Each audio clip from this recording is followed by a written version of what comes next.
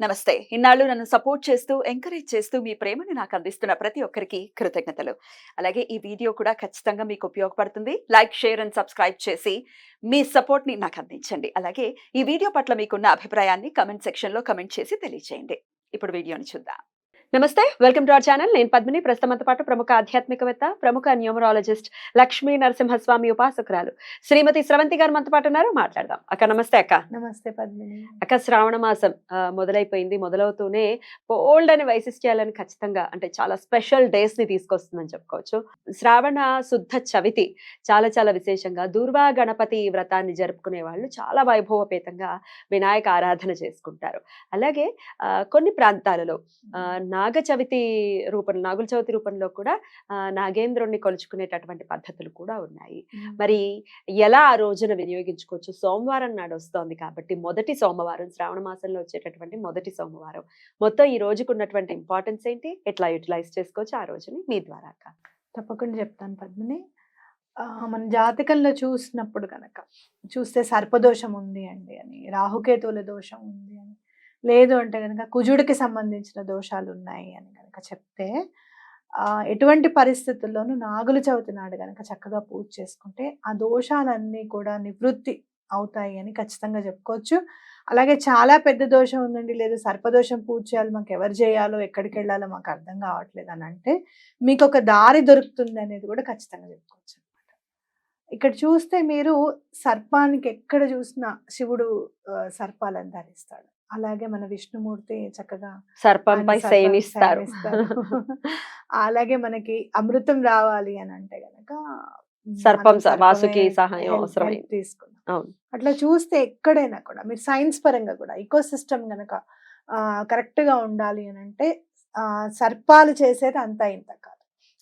Eco system ని బాగా develop చేస్తాయి. అంటే ఏవైతే ప్రేజ్ ఉంటాయో ఎక్కువ, అంటే అవి ఏవేవైతే తింటాయో అవన్నీ కూడా ఎక్కువగా ఉండకూడదు కదా, బ్యాలెన్స్డ్ గా ఉండాలి. ఈకో సిస్టమ్ అనేది బ్యాలెన్స్డ్ గా ఉండాలి. అవన్నిటిని కూడా అవి తింటాయి అన్నమాట. ఆ ఈకో సిస్టమ్ ని బ్యాలెన్స్ చేయడానికి సర్పాలు చాలా ఉపయోగపడతాయి. కాబట్టి మీకు సర్పదోషం కాదండి అంటే మీకు సంతానం కావాలి అని అనుకున్నా, సత్సంతానం కావాలి అని అనుకున్నా, అట్లాగే మనం చూస్తే గనక అందరి దేవుళ్ళ ఆరాధన అనేది మనకు అలవాటు అవ్వాలంటే కూడా సర్పానికి సంబంధించి నాగుల చవితి నాడు చేసుకుంటే గనక చాలా మంచిది. మీకు పిల్లలకి గనక చెవులకి సంబంధించినవి ఏవి రాకూడదు అని అంటే గనక సర్పాలకి సంబంధించినవి కూడా, ఎక్కడన్నా మీరు మాట సరిగ్గా రావడం లేదు, లేదు అంటే గనక సరిగ్గా వినిపించట్లేదు, చెవుకి ఏదో ప్రాబ్లం ఉందని అంటున్నారండి, రేపు టెస్ట్కి తీసుకెళ్ళాలనుకున్నప్పుడు నాగుల చవితి నాడు గనక చక్కగా పూజ చేసుకొని, చక్కగా మనం అనేది కూడా పుట్ట బంగారము అని అంటాం, అక్కడ మట్టి అని కూడా అది తీసుకొని వచ్చి చక్కగా చెవులకు పెడితే కూడా చాలా మంచిది. ఆనవాయితీతో సంబంధం లేకుండా ఇవి చేసుకోవచ్చా ఇప్పుడు మీరు చెప్పేవి? తప్పకుండా. ఆనవాయితీ అనేది అస్సలు ఏమాత్రం ఆలోచించాల్సిన అవసరం లేదు. అయితే ఇంట్లో మాకు పూజ చేసుకోవడం అలవాటు లేదండి అని అనుకుంటే కనుక గుడికి వెళ్ళండి, చక్కగా దండం పెట్టుకోండి. ఎవరైనా పాలు పోస్తుంటే దండం పెట్టుకోండి, లేదా మీరు ఏదన్నా స్వామికి ఏదైనా పూలదండ తీసుకొని వెళ్ళి వేయండి. పాలు పోయడం మీకు ఆనవాయితీ లేదు, సరే పూలు తీసుకొని వెళ్ళి సమర్పించండి, స్వామికి రక్షగా ఉండు స్వామి అని చెప్పి దండం పెట్టుకోండి. ఆ రోజు దేవాలయంలో దీపం పెట్టడం అనేది ఆనవాయితీ కిందకి ఏం రాదు. అవునా కదా? దీపం మీరు పెట్టాలనుకోవట్లేదు పోని అనుకుంటే గనక దీపం నూనె చక్కగా బ్రాహ్మడికి మీరు వినియోగించండి దీపానికి అని చెప్పి ఇవ్వండి. కాబట్టి అలా చేస్తే చాలా మంచిది. అలాగే మీరు చూస్తే కనుక మనకి దుర్వా గణపతి వ్రతం కూడా ఆ రోజే అన్నది. మరి దుర్వా గణపతి వ్రతం నాడు మనం ఏం చెయ్యాలి? మనం ఎలాగూ గరిక అనేది స్వామికి సమర్పిస్తాము, గరికతో దండని సమర్పించాలి. అలాగే తప్పనిసరి పరిస్థితుల్లో నాణాలు కొన్ని తీసుకొని స్వామి దగ్గర, వినాయకుడి దగ్గర పెట్టండి. ఏ నాణాలక్క? ఏమైనా 1 రూపీస్ 2 రూపీ కాయిన్స్ అనేవి మీకు ఎంత పెట్టాలనిపిస్తే అన్ని, మీ ఇంట్లో ఎన్ని ఉంటాయి అన్ని, అప్పటికప్పుడు మీకు ఎన్ని దొరుకుతాయి అవి తీసుకొని తప్పకుండా పెట్టుకోండి. అవి మీరు బీరువాలో పెట్టుకుంటే కూడా చాలా మంచిది. మన ఇంట్లో వినాయక ప్రతిమ దగ్గర పెట్టుకోవచ్చు. పెట్టుకొని అట్లాగే మీరు గకార గణపతి అష్టోత్తరం అని ఉంటుంది. అంటే మొత్తం అంతా కూడా గాతోనే, స్టార్టింగ్ నేమ్స్ అన్ని గాతోనే ఉంటాయి అన్నమాట. ఆ అష్టోత్తరం చదువుకుంటే కూడా చాలా మంచిది. అలా అష్టోత్తరం చదువుతూ ఒక్కొక్క గరిక స్వామికి సమర్పించడం కూడా చాలా మంచిది. చక్కగా 108 పోచలు వేయొచ్చు. లేదు అనుకుంటే గనక 21 అన్నా చేసుకొని ఆ 21 చక్కగా పట్టుకొని అష్టోత్తరం అంతా చదువుకొని స్వామికి అక్కడ సమర్పిస్తే కూడా చాలా మంచిది. Hmm. అంటే మీరు సుబ్రహ్మణ్యేశ్వర స్వామిని కొలిస్తే చాలా మంచిది. మీరు ఏవేవి చదువుకోవాలి ఖచ్చితంగా అనుకుంటే గనక సుబ్రహ్మణ్యేశ్వర స్వామి కరావలంబ స్తోత్రం చదువుకుంటే చాలా మంచిది. అట్లాగే మనం చూస్తే మానసాదేవి స్తోత్రం చదివితే చాలా మంచిది. ఎందుకంటే సర్పాలకన్నిటికీ కూడా అధిదేవత ఎవరయ్యా అంటే మనకి మానసాదేవి అనమాట. పిల్లలు చాలా అల్లరి చేస్తున్నారు, అవుట్ ఆఫ్ ద బాక్స్ ఇందాక మనం వీడియో చూసాం చూడు, రాహు సరిగ్గా బాగాలేకపోతే ఏంటి అని చెప్పి అంటే వాళ్ళకి ఎవ్వరూ చేయని ఆలోచనలు వస్తూ ఉంటాయి అన్నమాట.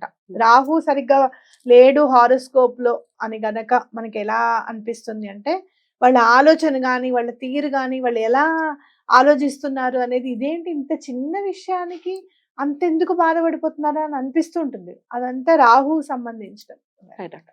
అట్లాగే కేతు బాలేడు అని అంటే ఏంటయ్యా అని అంటే అన్నిటికీ ఒక వైరాగ్యం. చేద్దాంలే, ఇప్పుడు హోంవర్క్ చేయకపోతే ఏమవుతుంది, టీచర్ తిడుతుంది, అయితే నేను చెప్తాను టీచర్కి నాకు అని చెప్పి వీళ్ళే చెప్పేస్తూ ఉంటారు అనమాట. అంటే ఒక అకౌంటబిలిటీ లేకపోవడం కూడా కేతు బాలేదని చెప్పుకోవచ్చు. అట్లాగే భయం లేకపోవడం, వైరాగ్యం రావడం దేంట్లో అన్నా కూడా. మన సంబంధాలు చూస్తున్నాం, కాస్త మంచి చీర కట్టుకొని ఫోటో దిగని నేను అన్నాం అనుకో, నేను చీర కట్టుకుని ఫోటో దిగితేనే వాళ్ళకి నచ్చుతామా? నేను చూసాను ఇలా మాట్లాడే పిల్లల్ని. నేను ఇంట్లో ఎలా ఉంటానో వాళ్ళకి తెలియాలమ్మా. నేను రోజు పట్టు చీరలు కట్టుకొని నేను కూర్చోలేను. ఎలా ఉంది చెప్పి ఆన్సర్, బాబోయ్ వింటే కరెక్ట్ అనిపిస్తుంది మనకు కూడా, నిజమే కదా అని చెప్పి, కానీ కరెక్ట్ కాదు అనిపిస్తుంది. ఎక్కడ ఎలా ఉండాలో అలా ఉండాలి కదా. అంటే పిల్లలు మాట్లాడుతూ ఉంటే మనం సమాధానం చెప్పలేమన్నమాట.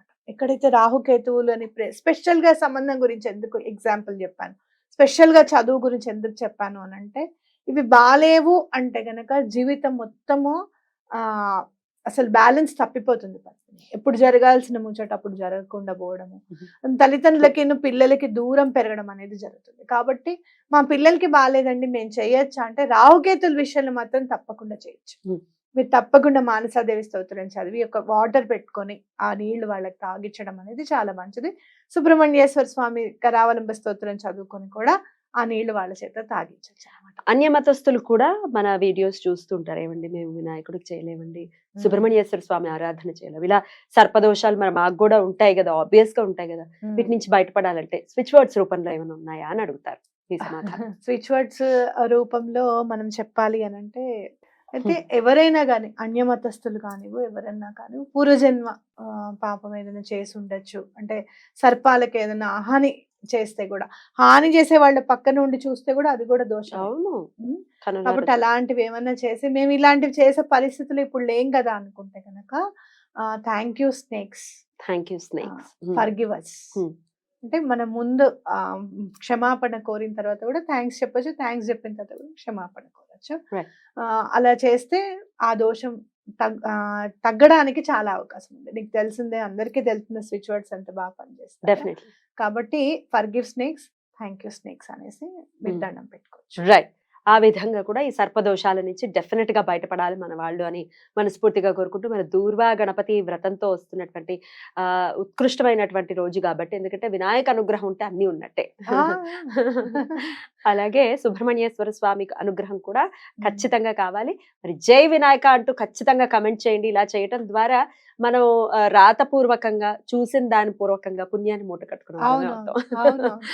ఖచ్చితంగా కమెంట్ చేయండి. జై వినాయక అక్క. జై వినాయక. నమస్తే.